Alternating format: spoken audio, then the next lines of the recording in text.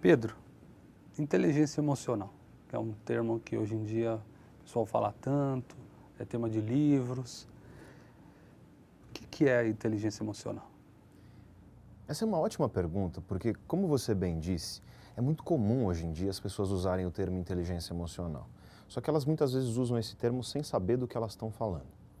A palavra emoção, na verdade, é uma palavra das mais utilizadas, mas é daquelas que, se você sai pela rua e pergunta para a pessoa assim: você sabe o que é uma emoção?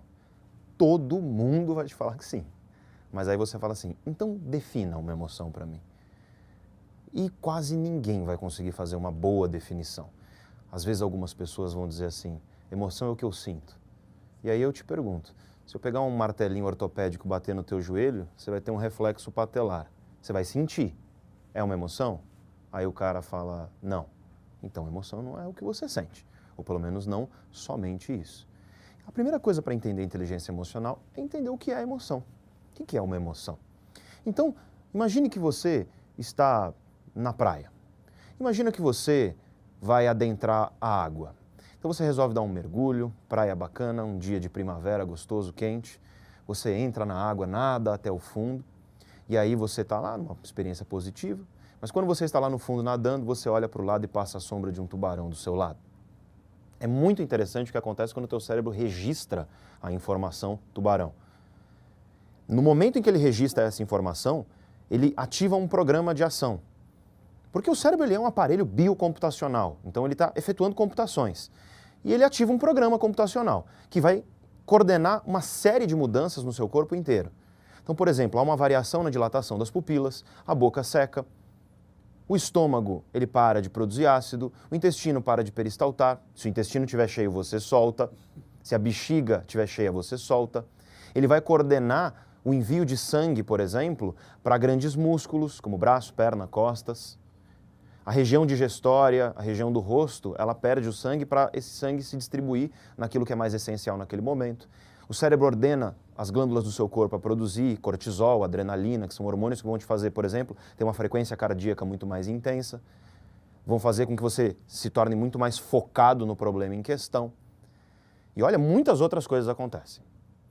O mero registro da informação tubarão fez tudo isso acontecer. E quanto tempo isso leva para acontecer? Menos de meio segundo. É muito, muito veloz. Se você entendeu tudo isso que eu falei, você sabe agora o que é uma emoção. A emoção é esse programa computacional do nosso cérebro que envolve uma relação com todo o corpo e que essencialmente é automático e vai te mover à ação.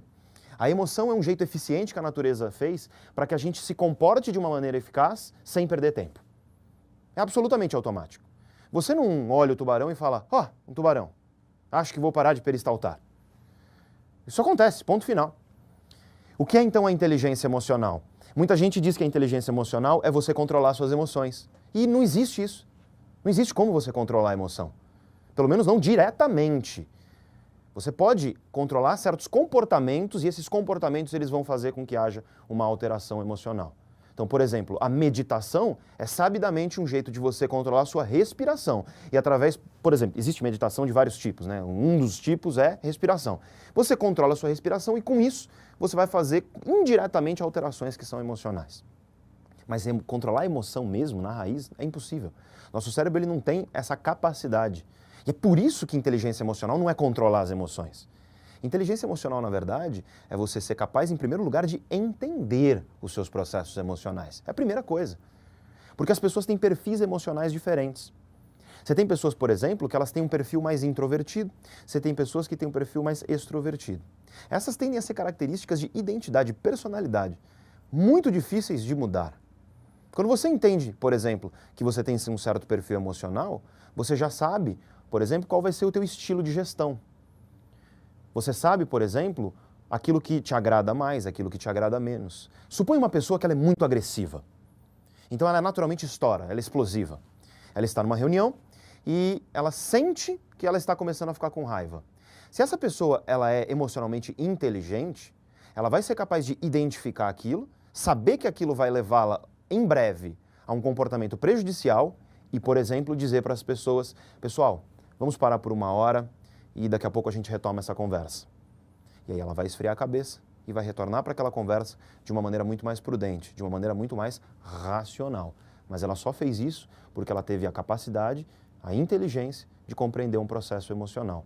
A inteligência emocional, em primeiro lugar, portanto, é a compreensão de como as emoções elas ocorrem dentro de nós e dentro das outras pessoas. Em segundo lugar, é a compreensão das melhores formas de você agir mediante essa compreensão. Então, agora que eu entendo como as emoções funcionam, como é que eu faço para agir melhor?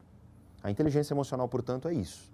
E ela ajuda a pensar nesse como eu faço para agir melhor também? Ou é apenas na parte de analisar e refletir a respeito disso? Sem sombra de dúvida ajuda. A inteligência emocional é hoje uma das coisas com as quais eu trabalho, processos seletivos de empresa.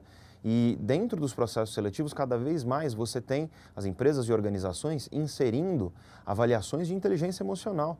Não basta você entender se o sujeito é inteligente, cognitivamente competente. É óbvio que é importante, mas a inteligência emocional está ligada com a capacidade da pessoa, por exemplo, de se relacionar bem com outros indivíduos. É muito importante você considerar isso na tua equação decisória, porque se você não considera, você está fazendo uma decisão incompleta. Por exemplo, o autocontrole. A gente sabe hoje que o autocontrole, ele não é uma coisa que você consegue fazer da mesma maneira ao longo do dia inteiro.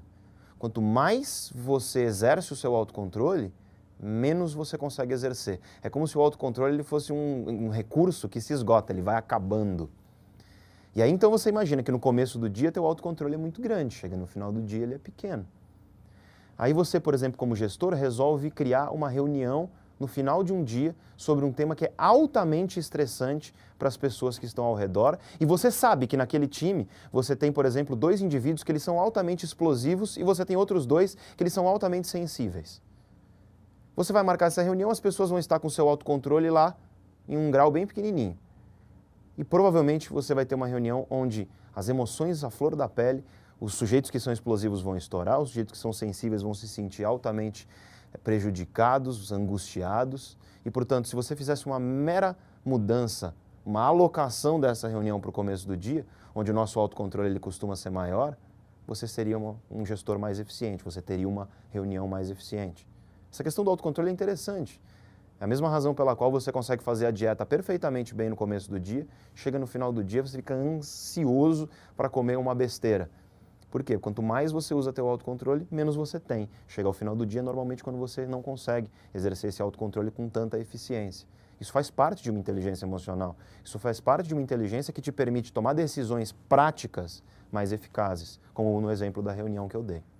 E a inteligência emocional tem a ver com perfil ou nada a ver? Tem tudo a ver com perfil, porque, no fim das contas, as pessoas, em primeiro lugar, elas vão ter níveis de inteligência emocional diferentes. Às vezes você tem um sujeito que ele tem um QI enorme, então, do ponto de vista cognitivo, ele é absolutamente eficaz, então ele consegue tomar decisões muito racionais, fazer planejamentos, etc., mas ele tem uma péssima inteligência emocional, uma péssima capacidade de identificar suas próprias emoções e as emoções dos outros e usar essa informação ao seu favor. E, portanto, esse sujeito ele vai ser muito bom para alguns tipos de cargo e muito ruim para outros. Evidentemente, dentro de uma organização, você tem departamentos onde a demanda por inteligência emocional ela é muito grande. Tome, por exemplo, o departamento de RH, de recursos humanos.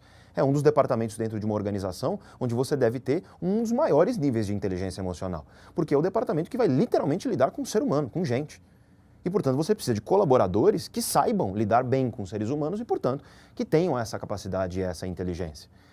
Então, é fundamental que a gente entenda que há perfis distintos em relação à inteligência emocional. Em primeiro lugar, do ponto de vista de que ela varia. Alguns vão ter mais, outros menos. Em segundo lugar, que é possível você mudar isso. Inteligência emocional é uma coisa que você é capaz de desenvolver. Vários programas de treinamento, vários livros, várias possibilidades a gente tem aí de desenvolver isso. E, é claro, a melhor delas é na prática. É usar o conhecimento e efetivamente utilizá-lo e perceber os erros, os acertos, etc. Mas, então, é uma questão de perfil, alguns têm mais, alguns têm menos. Em segundo lugar, é possível desenvolver. Não é porque você tem menos que você não vai conseguir ter mais se você efetivamente se empenhar. Então, essa é uma segunda questão.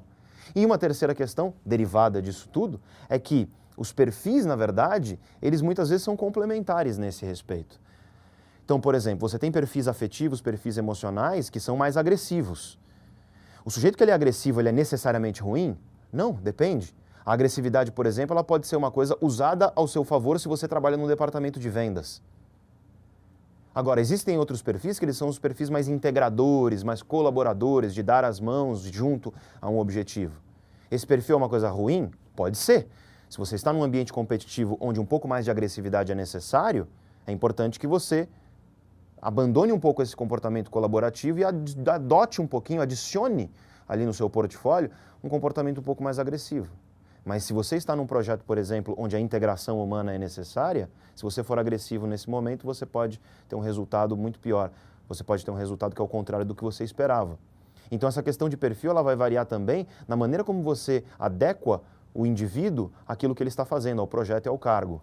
Quem é o mais inteligente emocionalmente? É o sujeito que ele consegue adequar-se a diversas situações onde as demandas de perfil afetivo elas são diferentes. Por exemplo, num ambiente mais colaborativo e num projeto onde a necessidade de colaboração é maior, ele consegue um perfil mais colaborativo. Num ambiente onde a agressividade ela acaba sendo mais necessária, ele consegue desenvolver uma postura um pouco mais dura, uma postura um pouco mais forte. É raro encontrar pessoas que têm essa capacidade. Mas é importante olhar e buscar. Porque quando você encontra uma pessoa como essa, você está encontrando um colaborador que a eficácia dele vai ser com certeza muito maior do que a do sujeito que ele tem um programa emocional específico e ele não consegue sair muito dele. Perfeito, Pedro. Muito obrigado.